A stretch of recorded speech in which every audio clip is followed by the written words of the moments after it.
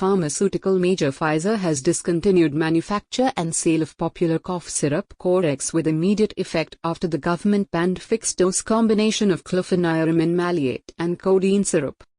This is to inform you that the Government of India via notification, dated March 10, 2016, has prohibited the manufacture for sale and distribution of fixed-dose combination of chlorpheniramine maleate plus codeine syrup with immediate effect, Pfizer said in a BSE filing today. It further said, in view of this, the company has discontinued the manufacture and sale of its drug Corex with immediate effect. Pfizer said Corex maintains a well-established efficacy and safety profile in India and the company is exploring all available options at its disposal.